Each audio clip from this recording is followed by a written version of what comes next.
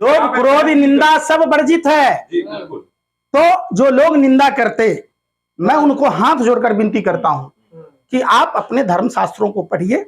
कोई भी धर्म किसी दूसरे धर्म की निंदा करने की इजाजत नहीं देता। BMW कार किसके तरफ से मिला हुआ भैया? अरे भैया बताओ, Z+ सुरक्षा किसके तरफ से मिला हुआ है? सरकारी सुविधा कौन ले रहा है? किसके कार्यालय झंडेवालान में बन रहे हैं? तो कहां से फंडिंग आ रहा है? जब तो तमाम चीजें जो RSS, धीरे धीरे RSS देश के लिए खतरा है। RSS जी, ये हम नहीं कह रहे, डॉक्टर सरदार पटेल जी ने कहा था, सुभाष चंद्र बोस ने कहा था।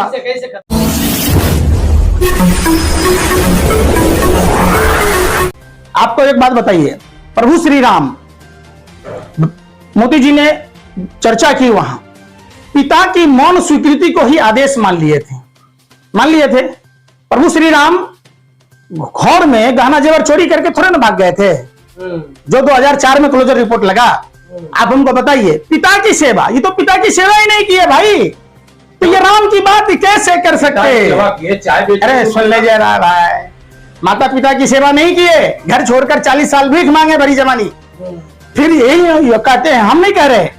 दूसरी बात हम आपसे पूछ रहे कि प्रभु श्री राम ने एक अच्छे पति का पति धर्म निर्वाह किया। प्रधानमंत्री जी, फिर मैं चर्चा करता हूं, फिर आप कहिएगा प्रश्न पर आ गए।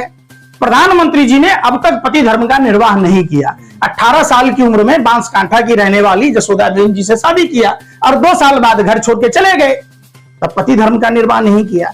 जब ये गुजरात में मुख्यमंत्री थे तो गोधरा कांड हुआ, और बिल्किस बानो आज भी प्रधानमंत्री हैं, तो बिल्किस बानो को, जो एक गर्भवती महिला थी और जिसके साथ सामूहिक बलात्कार हुआ, सबने माना, यहां तक कि कोर्ट तक ने माना, फिर भी ये सजा माफ कर दिया गया। उस पर ढोल नगारे बजते, तंतनैया, फूल माला चढ़ाया गया। तो ये कौन सा नारी सम्मान है भाई?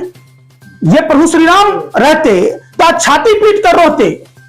काम करते हैं ये सीता के पति के नाम पर वोट मांगते, और काम करते हैं नीता के पति का। आपने सनातन परंपरा वासुदेव कुटुंबकम की बात की, ये परंपरा कमजोर पड़ रही है, 10-10 हजार लोग बुद्धिस्ट हो रहे हैं, ऐसा हो क्यों रहा है? आपकी परंपरा में क्या कमी? आप फिर यही बात कह रहे हैं ना, आप मीडिया के दिमाग के उपीज हैं।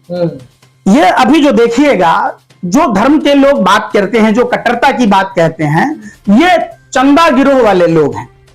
किसी भी सारे जो लोग दूसरे के धर्म को आलोचना करते हैं, हम सभी धर्मों का सम्मान करते हैं। धर्म एक सभ्यता है, धर्म जीवन जीने की कला सिखाता है। गौतम बुद्ध का आपने नाम सुना होगा, बिहार में बौद्ध वृक्ष के नीचे बोध गया में ज्ञान प्राप्त हुआ। उनसे जब आलोचना की बात की गई तो वो मौन थे ना? बौद्ध धर्म लोभ पंचशील का सिद्धांत आपको पता है? क्या पता है? बोलो बोलो, पत्रकार हो, आप जवाब दीजिए। लोभ क्रोध निंदा सब वर्जित है। तो जो लोग निंदा करते, मैं उनको हाथ जोड़कर विनती करता हूं कि आप अपने धर्म शास्त्रों को पढ़िए। कोई भी धर्म किसी दूसरे धर्म की निंदा करने की इजाजत नहीं देता। तो बौद्ध धर्म तो नथिंगनेस की बात करता है। अरे सुन तो लो भाई, मैं कब कहा कि बौद्ध धर्म खराब है? मैं बोला हिंदू धर्म खराब है, इस्लाम धर्म खराब है। सभी धर्मों ने, अरे सुन तो लो, धर्म जीवन जीने की कला सिखाता है। समाज में जब क्रूतियां बढ़ती है तो कोई ना कोई आराध्य देव प्रकट होते हैं, जन्म लेते हैं और समाज को एक सही दिशा देते हैं। इसी क्रम में मोहम्मद साहब का जन्म हुआ, गुरु नानक देव जी का जन्म हुआ, गौतम बुद्ध जी का जन्म हुआ, कबीर का जन्म हुआ, संत रविदास का जन्म हुआ। तमाम जो लोग हैं, आप धर्म को जोड़ने की बात कीजिए, धर्म को पूरी समझिए। तो ये ऐसा क्यों हो रहा है? ये क्यों हो रहा है? जो लोग कर रहे हैं, आप उनसे जाके पूछिए। मोहन भागवत कह रहा है हिंदू लड़ रहे हैं। देखिए, मोहन भागवत क्या कह रहे हैं, तो मोहन भागवत से पूछिए कि आप 8 साल से आपकी सरकार है, तो उसके बाद हिंदुओं पर क्या महंगाई की मार नहीं पड़ी? मोहन भागवत की तो सरकार नहीं है। ऐसे नहीं, तो भाजपा की है। BMW कार किसके तरफ से मिला हुआ भैया? अरे भैया बताओ, Z+ सुरक्षा किसके तरफ से मिला हुआ है? सरकारी सुविधा कौन ले रहा है? किसके कार्यालय झंडेवालान में बन रहे हैं? तो कहां से फंडिंग आ रहा है? जब से नहीं है, परोक्ष और अप्रत्यक्ष रूप से यही RSS के लोग निजीकरण का विरोध करते थे। जब से भाजपा सत्ता में आई, निजीकरण का विरोध नहीं करते, महंगाई का विरोध नहीं करते, ये महिलाओं पर अत्याचार का विरोध नहीं करते। तो तमाम चीजें जो RSS, धीरे धीरे RSS देश के लिए खतरा है। RSS जी, ये हम नहीं कह रहे, डॉक्टर सरदार पटेल जी ने कहा था, सुभाष चंद्र बोस ने कहा था। कैसे खतरा? जैसे जिस समय आजाद हिंद फौज का गठन हो रहा था, सलामी कौन ठोक रहा था? अरे कौन ठोक रहा था? वो समय आज की बात करें कि आज के दो परिप्रेक्ष्य में आपका अनुवांशिक लक्षण बदल जाएगा? नहीं, अरे मैं पूछ रहा हूँ, वो वही आरएसएस है, समझिए, वही आरएसएस है, देश को आजाद नहीं होने देना चाहता था। जब भारत छोड़ो आंदोलन का आगाज राष्ट्रपिता महात्मा गांधी ने किया, तो श्यामा प्रसाद मुखर्जी ने गोरे अंग्रेजों को चिट्ठी लिखी और बदले में गार्ड की नौकरी की। कहो कि नहीं है 1942 में? बदल रहा आरएसएस बदल रहा, कह रहे महिला को स्टेज बना रहे, झंडा फहराया जाता है। अब भाई ठीक है, राष्ट्रवादी हो गया। हमें भी बोलने दोगे? खुद ही बम करके हो गया। तो जब ये सब चीज हो गई, तो फिर ये हिंदू मुसलमान का झगड़ा क्यों? सरकार तो उन्हीं की है, मातृ संगठन है भाजपा का। क्यों नहीं समान कानून संहिता, जो बाबा साहब अंबेडकर चाहते थे, समता मूलक समाज की बात, और जो देश के किसी भी जाति किसी भी धर्म के लोग हों, सबको समान अधिकार बाबा साहब ने दिया है संविधान में। तो उस बाबा साहब के संविधान को पूर्णतः अक्षरशः क्यों नहीं लागू किया जाता है? सवाल जहां से शुरू किया था आपने संविधान को लाया, उसी संविधान को चैलेंज करते हुए अश्विनी उपाध्याय ने ट्वीट किया, सुप्रीम कोर्ट का आदेश था पढ़ा का नहीं पूरे। भैया सुन तो लीजिए, यही आरएसएस वाले लोग हैं, यही जो इनका मातृ संगठन वाले लोग हैं भाजपा के, वो लोग संविधान को नहीं मानते। किनको मानते? कार्रवाई क्यों नहीं? ये लोग मौका को मानते, ये मतलबी लोग हैं, गिरगिट की तरह रंग बदलते। ये लोग झंडा को मानते थे, तिरंगा को। अब इनकी मतलब आई तिरंगा को गले लगा रहे हैं। इन्होंने तिरंगे को क्या किया था नहीं मालूम है, पैरों तले को रौंदा था। 55 साल तक आरएसएस ने झंडा नहीं फहराया। अब उनकी जब ऐसी तैसी हो गई तो इन्होंने डीपी चेंज कर लिया। तो ये वही लोग हैं। आखिरी सवाल ये है कि जैसे कोई नमाज पढ़ते हैं, चाहे ट्रेन में पढ़ लेते हैं, लेकिन ट्रेन में देखते हैं कि मामा, आप मामा ही कहेंगे क्योंकि मध्य प्रदेश के मुख्यमंत्री है, वो भजन गा रहे हैं ट्रेन में, क्या कहेंगे? पूजा अर्चना, इबादत, सुमिरन आप अपने अपने धर्म का जब भी खाली बैठे हैं कर सकते हैं, कहीं भी कर सकते हैं।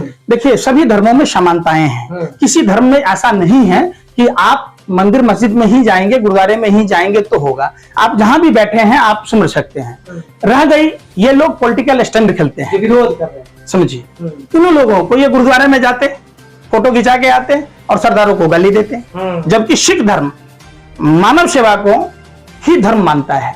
अगर ये गुरुद्वारों में जाते तो गुरुद्वारे जैसी व्यवस्था अगर ये मंदिरों में करते, जिस तरीके से वहां मानव सेवा की जाती है, शिक्षा के क्षेत्र में, चिकित्सा के क्षेत्र में, खान पान के क्षेत्र में, तमाम तरह की सुविधाएं हैं, अगर ऐसा हमारे मंदिरों में होता, करते, तब समझ में आता। ये तो मतलबी लोग हैं, जरूरत पड़ने पर गधे को बाप कह देना इनका तो पुराना प्रचलन है। जैसे गोरे अंग्रेजों को कहा था, माई बाप इस आंदोलन को कुचल दीजिए, हमको गार्ड की नौकरी दे दीजिए, 60 रुपया महीना पेंशन चट कर गया। तो ये कोई नई बात नहीं है। जैसे गाय को, भैंस को रूखा सूखा घास खिलाइएगा तो उसका आनुवांशिक गुण है कि वो दूध ही देगा अमृत जैसा, लेकिन वही अमृत जैसा दूध अगर सांप को पिलाइएगा तो सांप जो है जहर उगलेगा। तो ये समझिए, लोगों को समझना होगा। और हम बदनसीब हैं कि आज हम आरएसएस भाजपा पर भरोसा कर हम देश को गर्त में ढकेलने वाले पूरे हिंदुस्तान के लोग, जिन लोगों ने भी भाजपा को वोट दिया, वो कहीं ना कहीं गलतफहमी के शिकार होकर, जैसे गीले चावल में गलती से शक्कर क्या गिर गई, ये खीर समझ बैठे। देश की भोली भाली जनता ने इनके बहकावे में आकर इनको वोट क्या दे दिया, ये अपने बाप की जागीर समझ बैठे। ये समझना होगा लोगों को, देश बचाने। आपको लगता है जनता भोली भाली है? ये सारे जितने लोग भी कमेंट्स करते हैं वो कहते हैं जनता भोली भाली।